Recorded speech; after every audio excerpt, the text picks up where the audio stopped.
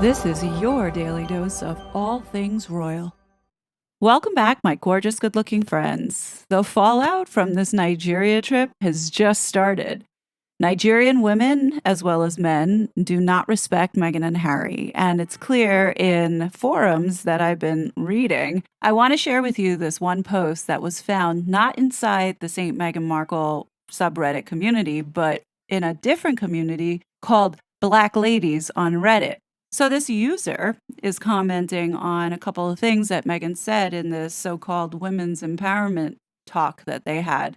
And after reading this, she literally put Meghan to shame and exposed a different perspective that I didn't even think about, which makes Meghan look even that much more ignorant.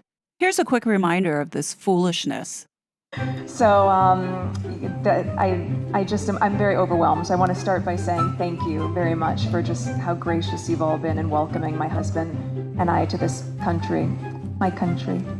Just as Ngozi was saying, coming back home to Nigeria feels so important to her. It's where it feels settling, anchoring, and you love it here.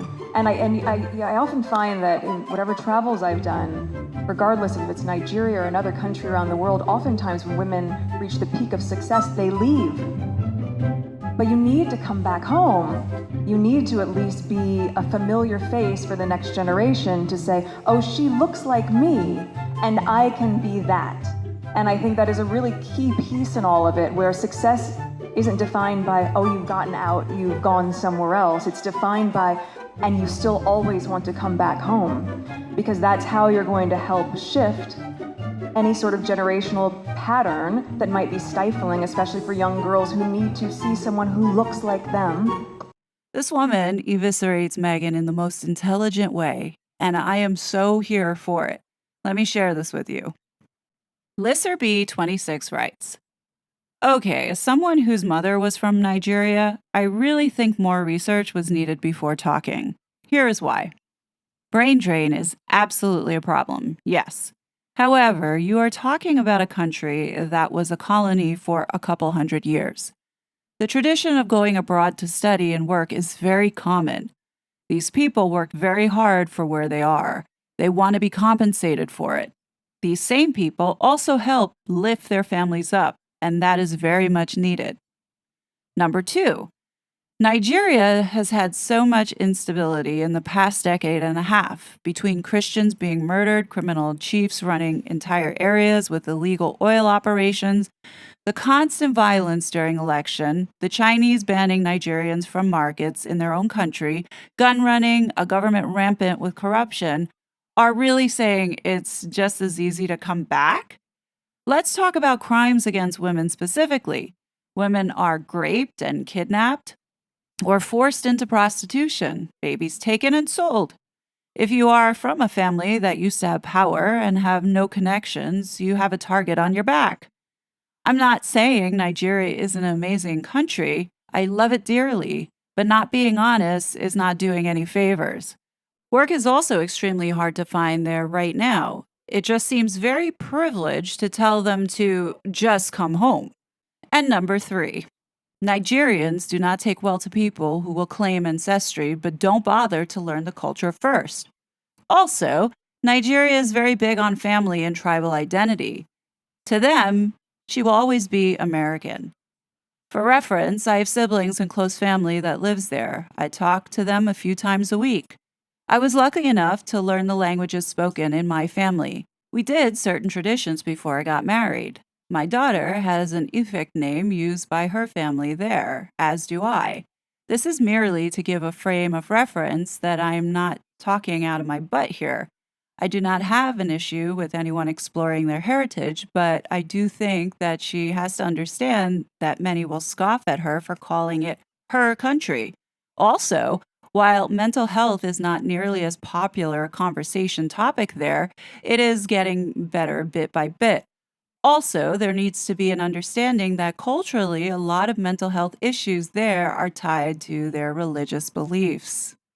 That Reddit user really took this to another level, because when you look at how Meghan was dressed all throughout this so-called vacation, she really was offensive. And being that Meghan is morally corrupt and deficient, It was not surprising to see Meghan show up, dressing all inappropriately, showing a lack of respect to the traditions and customs, almost to a point where it was offensive in the face of God. And the problem with Meghan and her people is that they don't put themselves in the shoes of the audience to understand how to connect with them, but instead feel that their way is the right way that they want to project onto the world.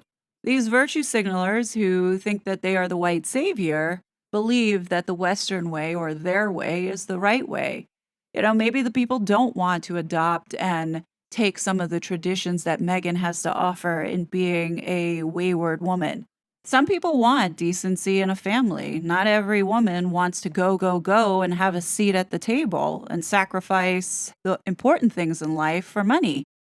I'm a bit surprised that a lot of these Nigerian women who entertained giving Meghan this platform to speak don't see that as well, which has me believing that perhaps maybe they're equally as superficial and shallow. That thinks that, okay, if I meet the Duchess, then I can network and connect with her, and there'll be more opportunity that will come. Surely, Meghan's not going to give anyone any opportunity. She's not going to help anyone, but I guarantee that a lot of these women went in with the mindset that, oh, this is an opportunity to network and perhaps maybe can open some doors. I guarantee that Meghan didn't open a single door for any of those women in that room, despite having them fawn over her.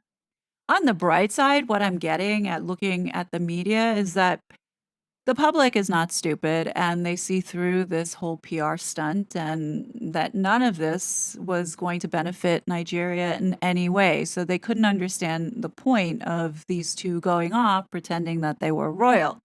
In fact, many people felt that everything that they were doing was staged and fake, which I would agree. Everything was staged and was fake, especially Harry talking about his in laws here in Nigeria. In-laws.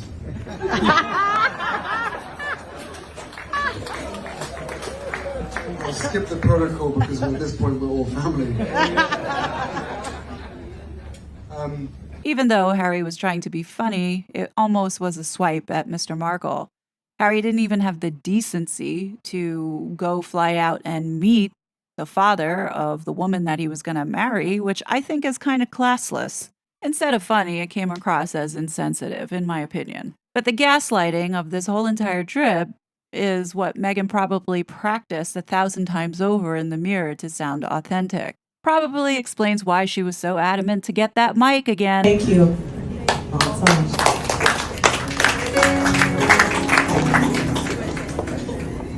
I know it wasn't planned. I'm very, very grateful. I'm very humbled. And today's Mother's Day.